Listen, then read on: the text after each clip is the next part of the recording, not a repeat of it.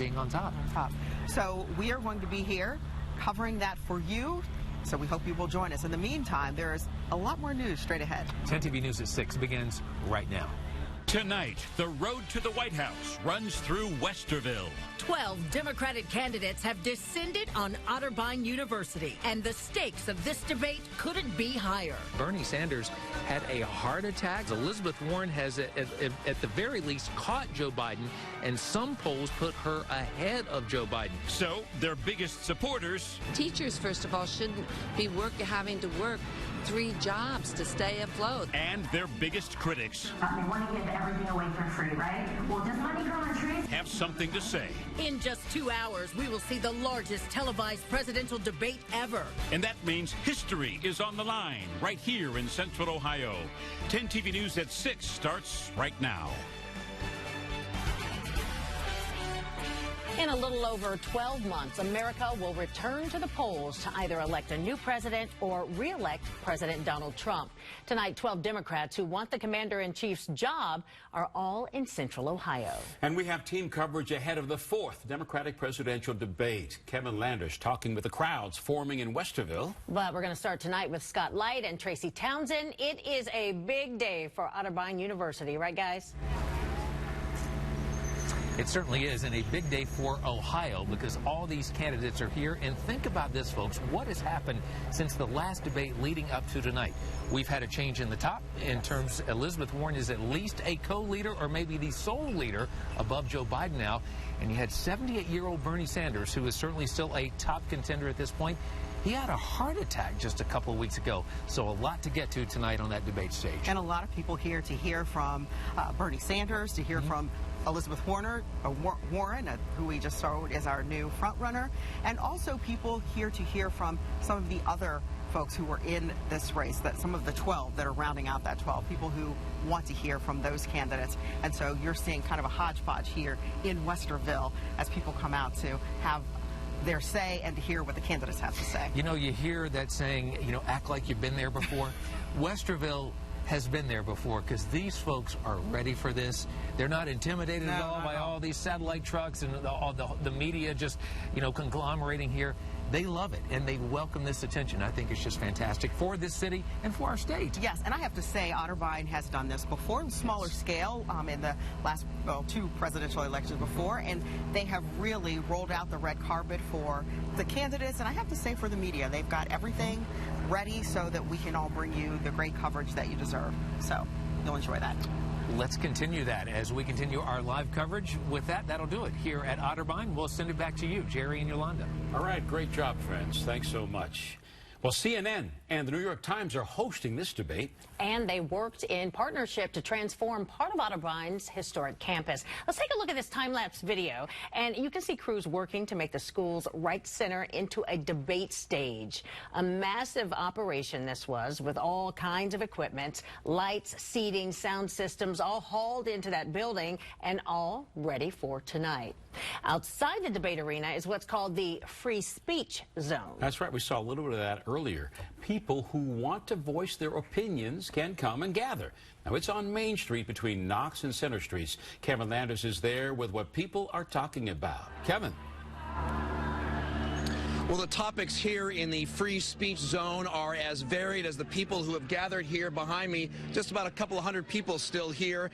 They are those who are fighting to protect gun ownership. There are those who support charter schools and LGBTQ rights. And, of course, there are supporters for each of the 12 candidates who have qualified to be here tonight. Among the people we found eager to debate the issue of public education was actress Susan Sarandon, who is stumping for Bernie Sanders. We found her involved in a debate about funding education. Here's what she had to say. Teachers, first of all, shouldn't be having to work 3 jobs to stay afloat. That's why public schools are having a problem. We don't pay our teachers. We should invest in our teachers, in our public schools. Everybody deserves to be able to send their kid to a public school that's a good school, not just in wealthy districts. Now, all of the protests here have been civil, and there have been no problems that we have seen so far. Reporting live on the campus of Otterbein University, Kevin Landers, 10 TV News. All right, thank you, Kevin. Well, you know, today is not all about the Democrats. Republicans are seizing on this as an opportunity to share their message. Women supporters for the president. I want to give everything away for free, right? Well, does money grow on trees? Important decisions. But we also have to take a look at our district courts, so that's an important, right? And of course, protecting the lives of the.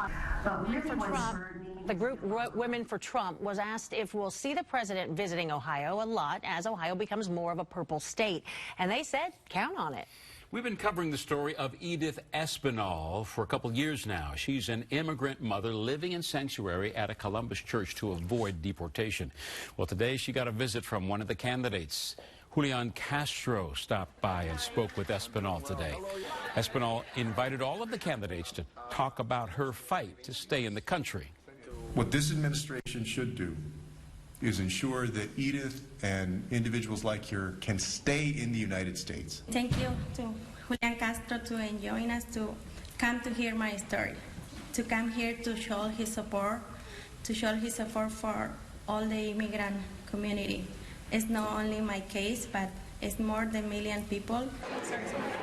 Castro was the youngest member of President Obama's cabinet. He served as the Secretary of Housing and Urban Development. And while most eyes are on the political stage, law enforcement's eyes will be in the sky. Numerous agencies will be watching, making sure things go smoothly. Crime Tracker 10's Lacey Crisp has a first-in-the-state tool to protect politics. The gentle hum of the drone taking flight means the Franklin County Sheriff's Office gets a bird's-eye view of political supporters, protesters, and anyone on the Otterbein campus there just to take it all in. It's going to be our first time actually doing overwatch of a very big incident such as this, where we're going to have all kinds of people up here. The Sheriff's Office is also using this mobile drone command post, a first of its kind in this state, for the very first time. We've got a flight deck that we can put up there and stand on top of it and fly from up there. Inside, operators are monitoring everything the drone can see. They're looking for any trouble that may pop up. Everything that the drone's seeing, we've got many stations. We've got an outside station where command staff and all that can stand and watch. With about a half dozen pilots between the Sheriff's Office and Westerville Police, these tools are able to cover way more ground than any single deputy or officer could. The way it multiplies our ability to do that job and make things more secure and safer is, the impact is huge. The Sheriff's Office was able to cover a lot of the cost for the drones in the trailer through grants, but Sergeant Sam Bird argues it's worth every penny. It'll pay itself off tomorrow, no doubt. In Westerville, Lacey Crisp, 10 TV News. All right, well, the debate is coming up at 8 o'clock tonight on CNN.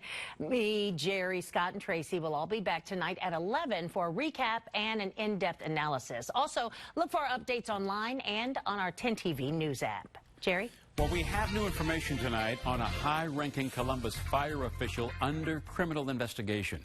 10 TV was first to tell you about accusations of sexual harassment against Columbus Fire Battalion Chief Joe Richard. Tonight, he's off the job, and 10 TV's Glenn McIntyre explains why. Accusations of sexual harassment and misconduct on the job surfaced against the battalion chief earlier this month. 10 TV is told there are at least 6 accusers. The chief in question was in a specially created position overseeing recruiting, charged with improving gender and racial diversity in the division. Initially, when the accusations emerged, he was removed from his administrative role and reassigned to a fire station, and an internal investigation was launched. But late Thursday, Columbus police were notified that one of the allegations could be criminal. The next day, the Division of Fire placed the battalion chief on paid administrative leave, barring him from setting foot on any CFD property. Today, Columbus Fire told us they are not able to comment on the pending police investigation, but a spokesperson said, "There is no tolerance for this kind of thing. We are going to make sure we set a tone that this is not acceptable, and whatever we have to do to change the culture, we will do." A retired female firefighter told 10 TV of the chief accused, "This is not the name of a person I would expect. I used to shake his hand and call him one of the nicest guys in the department." But she added, "If the accusations are true, it's disappointing and unacceptable, especially for a person in power. These are the kinds of things that reflect negatively on the whole division, the Department of Public Safety, and the city of Columbus." Glenn McIntyre, 10 TV News. Now, Chief Richard has not been charged with the crime. We stopped by his house last night to get his side of the story. Looking for Joe Richard? No comment? At this time. I have to get the legal counsel. You're going to get a lawyer? Yeah. Okay. What do you think about all that? I'm shocked and devastated. You shocked? Devastated. Okay. Came out of nowhere for you? Yeah. So what are you going to do? I have no comment. Okay. We'll keep you posted as we learn more about this investigation at 10tv.com. All right, everybody, let's talk about the forecast and a picture-perfect day in downtown Columbus. If you've had a chance to head outside, go for it soon because things are going to, well, they could change here pretty shortly. They will change. Tonight is going to be a nice night. Tomorrow, not so much. We're looking at a big change on the way. And I want to show you something here. Just take a look out here at your camera. Look kind of at the bottom of the screen on your TV. This camera, this out in Grove City. We can see a little bit of foliage starting to change. That's looking pretty nice as we look at the city. But Utica, though, still have a lot of green up that way. And temperatures are coming in at 72 in Columbus. We are in the upper 60s in Bucyrus, Mount Gilead, Mount Vernon, and Coshocton. But generally upper 60s and low 70s across the area. Right now, just lots of sunshine. A couple of clouds trying to stream in. They'll be moving in through the evening hours, and we do have rain off to the west and the southwest of us. A cold front is going to be bringing that to us as we head through the evening. 69 at 7 o'clock, 64 by 9. Clouds are starting to increase with a temperature at 61 by 11. We'll let you know what time rain moves in overnight. Coming up, guys. Thanks, Jeff. Lacing up to save lives. And for some, it's about being their authentic selves. How this weekend's marathon is helping patients like Connor. 10 TV's Digital Broadcast Center is sponsored by Lindsay Honda.